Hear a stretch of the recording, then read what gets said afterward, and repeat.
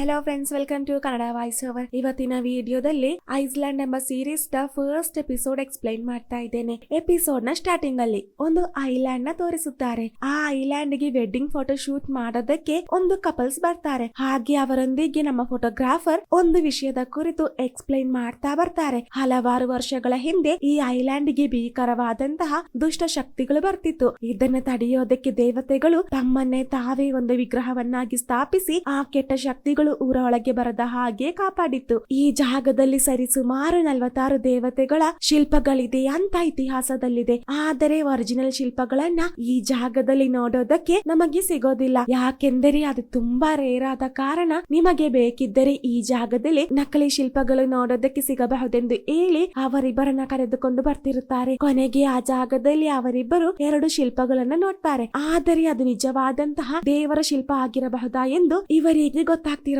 ಏನೇ ಆಗಿರಲಿ, ನಾವಿದರ ಪಕ್ಕ ನಿಂತು ಫೋಟೋ ತೆಗೆದರೆ ತುಂಬಾ ಚೆನ್ನಾಗಿರುತ್ತೆ ಅಂತ ಹೇಳಿ ಅವರಿಬ್ಬರು ಆ ವಿಗ್ರಹಗಳನ್ನ ನೋಡ್ತಿರುತ್ತಾರೆ. ಈ ಕಡೆ ನಮ್ಮ ಫೋಟೋಗ್ರಾಫರ್ ಅವರಿಬ್ಬರನ್ನ ಗಮನಿಸದೆ ಅವರ ಕೈಯಲ್ಲಿದ್ದಂತಹ ಕ್ಯಾಮರಾ ರೆಡಿ ಮಾಡ್ತಿರುತ್ತಾರೆ. ಈ ಕಡೆ ಅವರಿಬ್ಬರು ಆ ವಿಗ್ರಹಗಳನ್ನ ನೋಡ್ತಿರುವಾಗ ಸಡನ್ ಆಗಿ ಅದರೊಳಗಡೆಯಿಂದ ಬೆಂಕಿಯ ಜ್ವಾಲೆ ಹರಿತಿರುತ್ತೆ. ಹಾಗೆ ಆ ವಿಗ್ರಹ ಸಡನ್ ಆಗಿ 2 ಭಾಗ ಆಗುತ್ತೆ. ಅಲ್ಲಿ ಏನಾಗಿದ್ದೆಂದು ಗೊತ್ತಿಲ್ಲದೆ ಇಲ್ಲಿ ಏನಾಗಿದ್ದು, ಹೇಗೆ ದಿಢೀರನೆ ಈ ವಿಗ್ರಹ ಒಡೆದಿದ್ದು ಅಂತ ಅದನ್ನ ನೋಡ್ತಿರುವಾಗ ಸಡನ್ ಆಗಿ ಹೊಡೆದಂತಹ ಶಿಲ್ಪಗಳಿಂದ ಒಂಥರ ಕಪ್ಪು ಹೊಗೆ ಬರ್ತಿರುತ್ತೆ. ಕಪ್ಪಾಗಿ ಬಂದಿದ್ದು ಬೇರೆ ಏನು ಅಲ್ಲ, ಅದೊಂದು ದುಷ್ಟ ಶಕ್ತಿ. ಇದರಿಂದ ಅವರಿಬ್ಬರು ಒಂದು ಡೀಮನ್ ಆಗ್ತಾರೆ. ಹಾಗೆ ಅವರಿಬ್ಬರ ಮೈ ಮೇಲೆ ಬೆಂಕಿಯ ಕಿಡಿ ಹಾರ್ತಿರುತ್ತೆ. ನೋಡೋದಕ್ಕೆ ತುಂಬಾ ಭಯ ಆಗ್ತಿರುತ್ತೆ. ಅದಲ್ಲದೆ ಅವರು ಡೀಮನ್ ಆದಂತಹ ಜಾಗದಲ್ಲಿ ಸಣ್ಣ ಸಣ್ಣ ಲಾರ್ವಾ ಉಂಟಾಗುತ್ತೆ. ಅವರು ಡೀಮನ್ ಆದ ಕಾರಣ ಹೇಗೆ ಲಾರ್ವಾ ಆ ಜಾಗಕ್ಕೆ ಬಂದಿದ್ದೆಂದು ನನಗೆ ಗೊತ್ತಿಲ್ಲ. ಹಾಗೆ ನಮ್ಮ ಕ್ಯಾಮರಾಮ್ಯಾನ್ ಅವರಿಬ್ಬರನ್ನ ನೋಡಿ ಹೆದರಿ ಶಾಕ್ ಆಗಿ ನಿಂತಿರುತ್ತಾನೆ.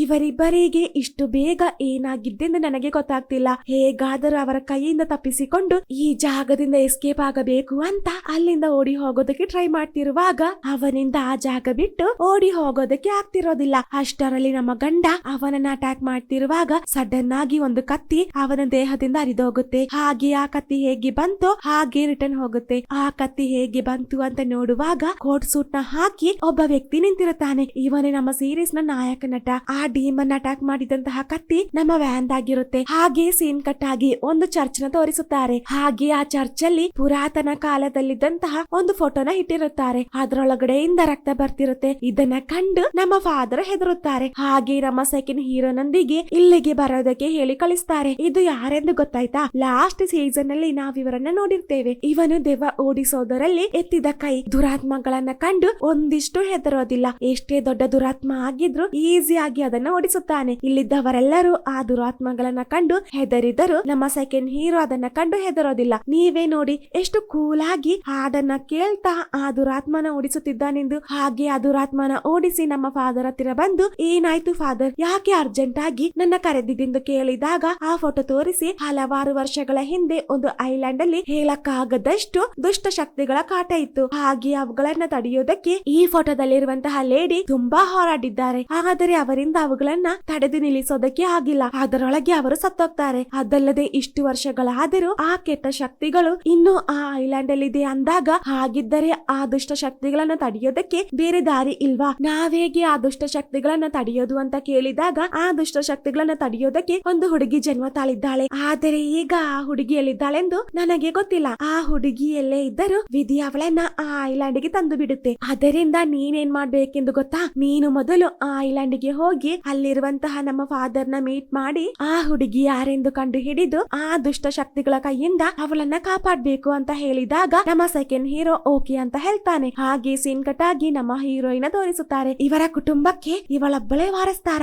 ಅದಲ್ಲದೆ ಇವರು ಒಂದು ದೊಡ್ಡ ಅಗರ್ಭ ಶ್ರೀಮಂತ. ಹೇಳಕ್ಕಾಗದಷ್ಟು ಆಸ್ತಿಗಳಿರುತ್ತೆ. ಅದರಲ್ಲಿ ಸೇರಿದಂತಹ ಈ ಹೋಟೆಲ್ಗೆ ಬಂದು ನಾವು ಹೊಸದಾಗಿ ಈ ಹೋಟೆಲ್ಗೆ ತರತರದ ಇಂಟೀರಿಯರ್ ವರ್ಕ್ ನ ಸ್ಟಾರ್ಟ್ ಮಾಡ್ತಿದ್ದೇವೆ. ಅದಲ್ಲದೆ ಹೊಸ ಡ್ರಾಯಿಂಗ್ ನ ತಂದಿದ್ದೇವೆಂದು ವರ್ಕರ್ಸ್ ಹತ್ತಿರ ಹೇಳ್ತಾಳೆ. ಹಾಗೆ ರಾತ್ರಿ ಆದಾಗ ಅಂಕಲ್ ನೊಂದಿಗೆ ಡಿನ್ನರ್ ಗೆ ಬರ್ತಾಳೆ. ಆದರೆ ಇವರು ನಮ್ಮ ಹೀರೋಯಿನ್ ರಕ್ತ ಸಂಬಂಧಿ ಆಗಿರೋದಿಲ್ಲ. ಇವಳೊಂದಿಗೆ ವರ್ಕ್ ಮಾಡುವವರು. ಅವಳ ಪಕ್ಕದಲ್ಲಿ ಕೂತಿರೋದು ನಮ್ಮ ಅಸಿಸ್ಟೆಂಟ್. ಇವರಿಬ್ಬರು ಅವಳ ರಕ್ತ ಸಂಬಂಧಿ ಅಲ್ಲದಿದ್ದರೂ ಅವರಿಬ್ಬರನ್ನ ಸ್ವಂತ ಅಂಕಲ್ ಬ್ರದರ್ ನ ಹಾಗೆ ನಮ್ಮ ಹೀರೋಯಿನ್ ಟ್ರೀಟ್ ಮಾಡ್ತಿರುತ್ತಾಳೆ. ಹಾಗೆ ಮಾತಾಡ್ತಿರುವಾಗ ಅವಳ ಹತ್ತಿರ ಒಂದು ಲೇಡಿ ಬಂದು ನಮ್ಮ ಹೀರೋಯಿನ್ ಒಂದಿಗೆ ಪರ್ಸನಲ್ ಆಗಿ ಮಾತಾಡ್ತಾರೆ. ಈ ಲೇಡಿ ಯಾರೆಂದರೆ ನಮ್ಮ ಹೀರೋಯಿನ್ ಸ್ವಂತ ಆಂಟಿ. ಆ ಆಂಟಿಯ ಪ್ಲಾನ್ ಏನೆಂದರೆ ನಮ್ಮ ಹೀರೋಯಿನ್ ಅಪ್ಪನ ಹತ್ತಿರ ಇರುವ ಅಲ್ಲಿರುವಂತಹ ಆಸ್ತಿಗಳನ್ನ ಪಟಾಯಿಸೋದಕ್ಕೆ ಟ್ರೈ ಮಾಡ್ತಿರ್ತಾರೆ. ಬೆಳಿಗ್ಗೆ ನಮ್ಮ ಹೀರೋಯಿನ್ ಆ ಹೋಟೆಲ್ಗೆ ಹೋಗಿ ಅಲ್ಲಿರುವಂತಹ ಪ್ರೆಸ್ ಗಳೊಂದಿಗೆ ಮಾತನಾಡಿದ ಕುರಿತು ಕೇಳೋದಕ್ಕೆ ಅವಳ ಹತ್ತಿರ ಈಗ ಬಂದಿರೋದು. ನೀನ್ ಯಾಕೆ ಸುಮ್ಮನಾದರೂ ಆ ಹೋಟೆಲ್ಗೆ ಹೋಗಿ ಅಲ್ಲಿರುವಂತಹ ಪ್ರೆಸ್ ಗಳೊಂದಿಗೆ ಮಾತನಾಡಿದ್ದು? ಆ ಹೋಟೆಲ್ ಈಗ ನನ್ನ ಕಂಟ್ರೋಲ್ ಅಲ್ಲಿರೋದು, ಆದ್ದರಿಂದ ನೀನು ಅದರೊಳಗೆ ಬಂದು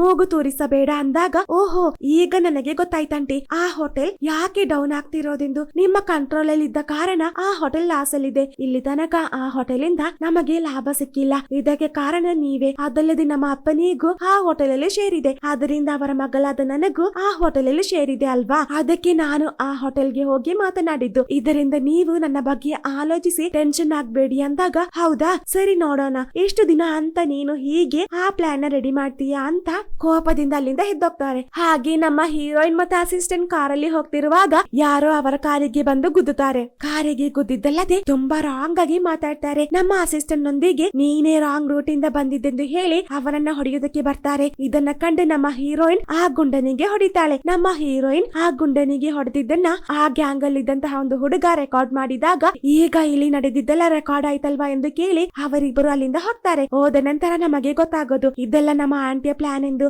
ಅವಳಪ್ಪನ ಆಸ್ತಿಗಳನ್ನ ಪಟಾಯಿಸೋದಕ್ಕೆ ಹೀಗೆ ಕೆಟ್ಟ ಕೆಲಸ ಮಾಡಿದ್ದು. ಹಾಗೆ ಆ ವಿಡಿಯೋ ತುಂಬಾ ವೈರಲ್ ಆಗುತ್ತೆ. ಇದರಿಂದ ನಮ್ಮ ಅಪ್ಪನಿಗೆ ತುಂಬಾ ಕೆಟ್ಟ ಹೆಸರು ಬರುತ್ತೆ, ಅವರ ಕಂಪನಿಗೆ ಮತ್ತಿತರ ಹೋಟೆಲ್ಸ್ ಗೆ ತುಂಬಾ ಲಾಸ್ ಆಗುತ್ತೆ. ಹಾಗೆ ನಮ್ಮ ಹೀರೋಯಿನ್ ತನ್ನ ಅಪ್ಪನೊಂದಿಗೆ ಅದರ ಕುರಿತು ವಿವರಿಸೋದನ್ನ ತೋರಿಸುತ್ತಾರೆ. ಅಪ್ಪ ಇದಕ್ಕೆಲ್ಲ ಕಾರಣ ನಮ್ಮ ಆಂಟಿ ಗೊತ್ತಾ, ಆಂಟಿ ರೌಡಿಗಳನ್ನ ರೆಡಿ ಮಾಡಿ ಹೀಗೆ ಮಾಡಿದೆಂದು ಅಪ್ಪನೊಂದಿಗೆ ಹೇಳಿದಾಗ ಅಪ್ಪ ಅವಳ ಮಾತನ್ನ ಕೇಳದೆ, ಇಲ್ಲಿ ನೋಡಮ್ಮ ನೀನು ತಪ್ಪು ಮಾಡಿ ಅದನ್ನ ನಮ್ಮ ಕುಟುಂಬದಲ್ಲಿರುವ ಬೇರೆ ವ್ಯಕ್ತಿಯ ಮೇಲೆ ಹಾಕ್ಬೇಡ, ಅದಲ್ಲದೆ ನೀನು ಹೊಡೆದಂತಹ ಆ ವಿಡಿಯೋ ತುಂಬಾ ವೈರಲ್ ಆಗಿದೆ, ಇದರಿಂದ ನಿನಗೆ ಪ್ರಾಬ್ಲಮ್ ಬರಬಹುದು, ಇನ್ನು ನಿನಗೆ ಈ ಜಾಗದಲ್ಲಿ ಸ್ಟೇ ಆಗೋದಕ್ಕೆ ಆಗಲ್ಲ, ಇದರಿಂದ ನೀನು ಆ ಐಲ್ಯಾಂಡ್ ಗೆ ಹೋಗೋದೇ ಒಳ್ಳೆಯದು ಅಂದಾಗ ನಮ್ಮ ಹೀರೋಯಿನ್ ಗೆ ಐಲ್ಯಾಂಡ್ ಗೆ ಹೋಗೋದಕ್ಕೆ ಇಂಟ್ರೆಸ್ಟ್ ಇರೋದಿಲ್ಲ. ಹಾಗೆ ಅಪ್ಪನೊಂದಿಗೆ ನಾನು ಯಾವ ತಪ್ಪನ್ನು ಮಾಡಿಲ್ಲ, ಯಾಕಪ್ಪ ನನ್ನ ಈ ಜಾಗ ಬಿಟ್ಟು ಹೋಗೋದಕ್ಕೆ ಹೇಳ್ತಿರೋದು ಅಂತ ಅಪ್ಪನೊಂದಿಗೆ ಕನವರಿಸುತ್ತಿರುತ್ತಾಳೆ. ಆ ಐಲ್ಯಾಂಡಿನ ಹೆಸರು ಏನೆಂದರೆ ಜೆ ಐಲ್ಯಾಂಡ್ ಅಂತ.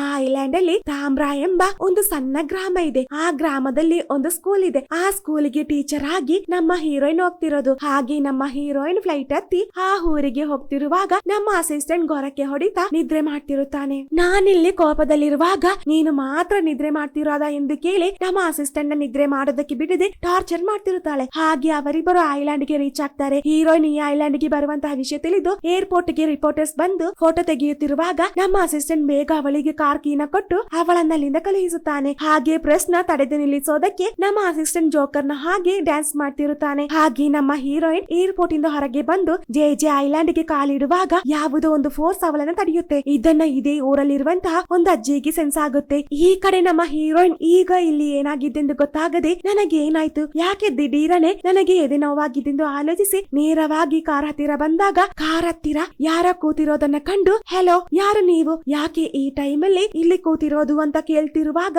ಆ ಲೇಡಿ ಹಿಂದೆ ತಿರುಗಿ ನೋಡ್ತಾಳೆ.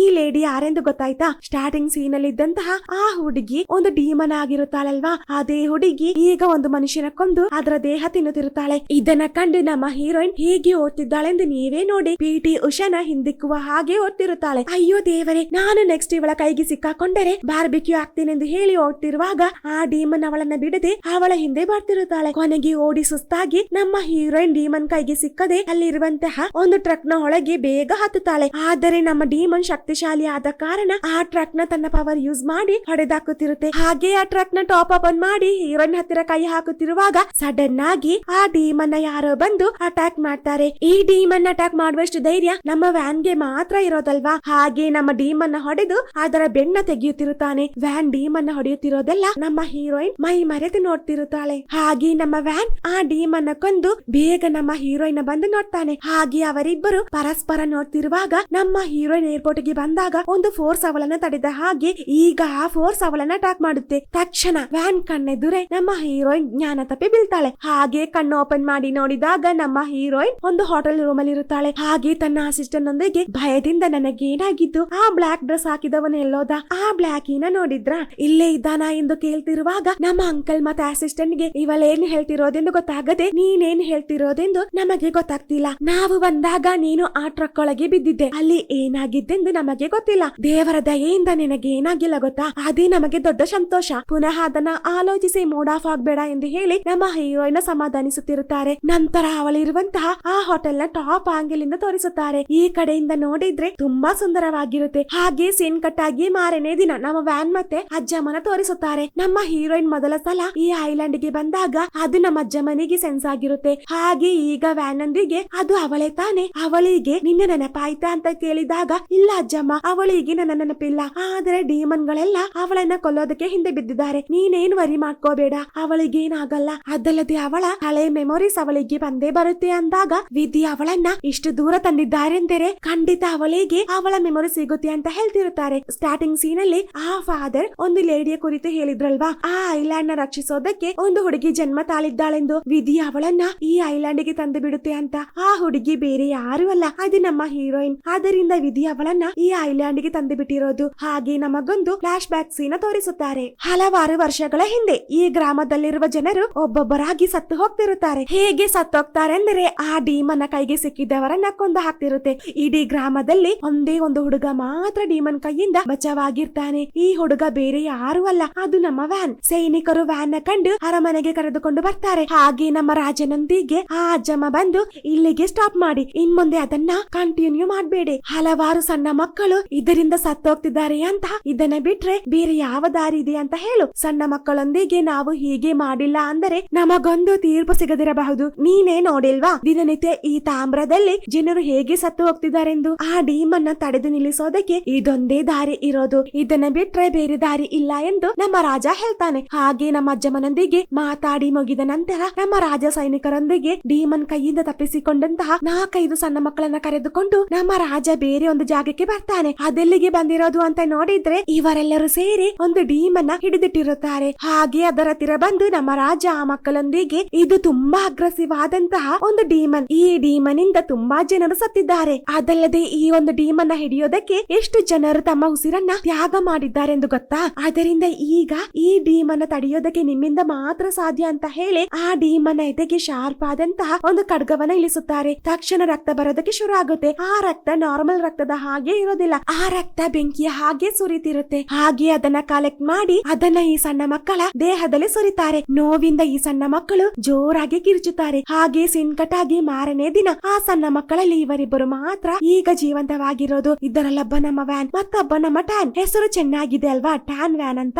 ಹಾಗೆ ರಾಜ ಅವರೊಂದಿಗೆ ನಿನ್ನೆ ನಿಮ್ಮೆಲ್ಲರಿಗೆ ಆ ಡೀಮನ ರಕ್ತ ಸುರಿದಿದೆ, ಆದರೆ ನೀವಿಬ್ಬರು ಮಾತ್ರ ಈಗ ಜೀವಂತವಾಗಿರೋದು. ಅದೇಗೆಂದರೆ ನಿಮ್ಮಿಬ್ಬರ ಶರೀರಕ್ಕೆ ಮಾತ್ರ ಆ ಡೀಮನ ರಕ್ತ ಹಿಡಿಸಿರೋದು. ಇದರಿಂದ ಈಗ ನೀವು ಅರ್ಧ ಮನುಷ್ಯ ಮತ್ತೆ ಅರ್ಧ ಡೀಮನ್ ಆದ ಕಾರಣ ನೀವು ಕಠಿಣವಾದಂತಹ ಆಕ್ಟಿವಿಟೀಸ್ ನ ಕಲಿಯಬೇಕು. ನೀವಿಬ್ಬರು ಈ ಊರಿಗೋಸ್ಕರ ಆ ಡೀಮನ್ ಹೆದರಾಕಿ ಡೀಮನ್ ಗಳನ್ನ ಸರ್ವನಾಶ ಮಾಡ್ಬೇಕು ಅಂತ ನಮ್ಮ ರಾಜ ಹೇಳಿ ನಮ್ಮ ವ್ಯಾನ್ ಮತ್ತೆ ಟ್ಯಾನ್ ಗೆ ಕಠಿಣವಾದಂತಹ ಆಕ್ಟಿವಿಟೀಸ್ ನ ಹೇಳಿಕೊಡ್ತಾರೆ. ಹೀಗೆ ಇವರಿಬ್ಬರನ್ನ ಟಾರ್ಚರ್ ಮಾಡ್ತಿರೋದನ್ನ ದೂರದಿಂದ ಒಂದು ಹುಡುಗಿ ನೋಡ್ತಿರುತ್ತಾಳೆ. ಆ ಹುಡುಗಿ ನಮ್ಮ ವ್ಯಾನ್ ನ ಮಾತ್ರ ಕಣ್ಣು ಮುಚ್ಚದೆ ತಿನ್ನುವ ಹಾಗೆ ನೋಡ್ತಿರುತ್ತಾಳೆ. ಹಾಗೆ ಅವರಿಬ್ಬರು ಪರಸ್ಪರ ಕಣ್ಣು ಮುಚ್ಚದೆ ನೋಡಿ ನಿಂತಿರೋದನ್ನ ತೋರಿಸಿ ಈ ಫ್ಲಾಶ್ ಬ್ಯಾಕ್ ಮುಗಿಯುತ್ತೆ. ಹಾಗೆ ಪ್ರೆಸೆಂಟ್ ಅಲ್ಲಿ ನಮ್ಮ ಹೀರೋಯಿನ್ ಆ ತಾಮ್ರದಲ್ಲಿರುವಂತಹ ಆ ಶಾಲೆಗೆ ಬರ್ತಾಳೆ. ಹಾಗೆ ಟೀಚರ್ ಕೆಲಸಕ್ಕೆ ಜಾಯ್ನ್ ಆಗ್ತಾಳೆ. ಇದೇ ಜಾಗದಲ್ಲಿ ಅವಳಿಗೊಂದು ಫ್ರೆಂಡ್ ಇರ್ತಾಳೆ. ಫ್ರೆಂಡ್ ನ ಕಂಡು ತುಂಬಾ ಹ್ಯಾಪಿ ಆಗ್ತಾಳೆ. ಹಾಗೆ ನಮ್ಮ ಹೀರೋಯಿನ್ ತನ್ನ ಕೆಲಸ ಮುಗಿಸಿ ಮನೆಗೆ ಬರ್ತಿರುವಾಗ ಜಾಲಿಯಾಗಿ ಫೋನ್ ನೋಡ್ತಿರುತ್ತಾಳೆ. ಹಾಗೆ ಫೋನ್ ನೋಡ್ತಿರುವಾಗ ದಿಢೀರನೆ ಅವಳ ಮುಖಭಾವ ಚೇಂಜ್ ಆಗುತ್ತೆ. ಅದೇನೆಂದರೆ ನಮ್ಮ ಆಂಟಿಯ ಕಂಟ್ರೋಲ್ ಅಲ್ಲಿ ಆ ಹೋಟೆಲ್ ಇರುತ್ತಲ್ವಾ,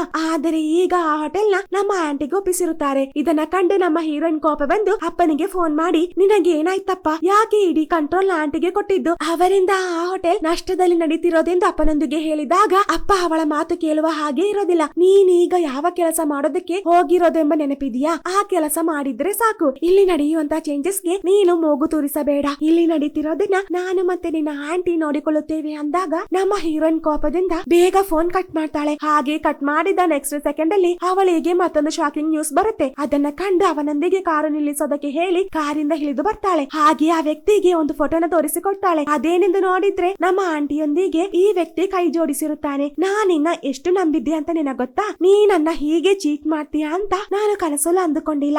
ಆ ಕಾರ್ ಆಕ್ಸಿಡೆಂಟ್ ಮಾಡಿದ್ದು ನೀನು ಮತ್ತೆ ಆಂಟಿ ಪ್ಲಾನ್ ಮಾಡಿ ಹಾಗೆ ಮಾಡಿದ್ದಲ್ವಾ, ಯಾಕೆ ಹೀಗೆ ನನ್ನ ಚೀಟ್ ಮಾಡಿದ್ದು, ಚೀಟ್ ಮಾಡೋದಕ್ಕೆ ಹೇಗೆ ಮನಸ್ಸಾಯ್ತು, ನಿನ್ನ ಮತ್ತೆ ಅಂಕಲ್ ನ ಯಾವಾಗಾದರೂ ಕೆಲಸದವರ ಹಾಗೆ ಟ್ರೀಟ್ ಮಾಡಿದ್ದೀನಾ ಹೇಳು, ನನ್ನ ಫ್ಯಾಮಿಲಿ ಮೆಂಬರ್ಸ್ ನ ಹಾಗೆ ತಾನೇ ನಿಮ್ಮನ್ನ ನಾನು ನೋಡಿದ್ದು. ನಿಜ ಹೇಳಬೇಕೆಂದರೆ ನಾನು ನನ್ನ ಅಪ್ಪನೊಂದಿಗೆ ಅಷ್ಟೊಂದು ಮಾತನಾಡಿಲ್ಲ, ನಿನ್ ಜೊತೆ ಮಾತನಾಡಿದ್ದೆ ಜಾಸ್ತಿ ಗೊತ್ತಾ ಅಂತ ಬೇಜಾರಲ್ಲಿ ಹೇಳಿದಾಗ ಆ ವ್ಯಕ್ತಿ ಅವಳೊಂದಿಗೆ ಸಾರಿ ಕೇಳಿದಾಗ ನಮ್ಮ ಹೀರೋಯಿನ್ ಅವನ ಮಾತು ಕೇಳದೆ ಇನ್ಮುಂದೆ ನನಗೆ ಮುಖ ತೋರಿಸಬೇಡ ಎಂದು ಹೇಳಿ ಹೇಳಿ ಕಾರ್ ಕೀನ ಬಿಸಾಕಿ ಅಲ್ಲಿಂದ ಹೋಗ್ತಾಳೆ. ಹೀರೋಯಿನ್ ಅಲ್ಲಿಂದ ಹೋದ ನಂತರ ಆ ವ್ಯಕ್ತಿ ತಾನು ಮಾಡಿದಂತಹ ದ್ರೋಹದ ಕುರಿತು ಆಲೋಚಿಸಿ ಬೇಜಾರಿಂದಿರುವಾಗ ಆಗ ನಾವು ಸ್ಟಾರ್ಟಿಂಗ್ ಸೀನ್ ಅಲ್ಲಿ ಕಂಡಂತಹ ಆ ದುಷ್ಟ ಶಕ್ತಿ ಈಗ ಈ ವ್ಯಕ್ತಿಯ ಮೈ ಮೇಲೆ ಪ್ರವೇಶಿಸುತ್ತೆ. ಇದರಿಂದ ಇವನೀಗ ಒಂದು ಡೀಮನ್ ಆಗಿ ಚೇಂಜ್ ಆಗ್ತಾನೆ. ಆದರೆ ಇದೆಲ್ಲ ನಮ್ಮ ಹೀರೋಯಿನ್ಗೆ ಗೊತ್ತಿಲ್ವಲ್ಲ. ನಿನಗೇನ್ ಬೇಕು ಅಂತ ಹೇಳು, ನನ್ನ ಮುಖ ನೋಡ್ಬೇಡ ಅಂತ ಹೇಳಿ ತಾನೆ ನಾನು ನಿನ್ನ ಬಿಟ್ಟು ಬಂದಿದ್ದು. ಈಗ ಪುನಃ ನನ್ನೊಂದಿಗೆ ಸಾರಿ ಕೇಳೋದಕ್ಕೆ ಬಂದಿದ್ದ ಅಂತ ಹೇಳ್ತಿರುವಾಗ ನಮ್ಮ ಹೀರೋಯಿನ್ ಅವನ ಕಣ್ಣು ನೋಡ್ತಾಳೆ. ಅದನ್ನ ಕಂಡು ತನ್ನ ಅಸಿಸ್ಟೆಂಟ್ ಒಂದು ಡೀಮನ್ ಆಗಿದ್ದಾನೆ ಅಂತ ತಿಳಿದು ಅವನ ಕೈಗೆ ಸಿಗಬಾರದೆಂದು ಹೇಳಿ ಅಲ್ಲಿಂದ ಓಡಿ ಹೋಗೋದಕ್ಕೆ ಶುರು ಮಾಡ್ತಾಳೆ. ಹಾಗೆ ಕಾಡಲ್ಲಿ ಓಡ್ತಿರುವಾಗ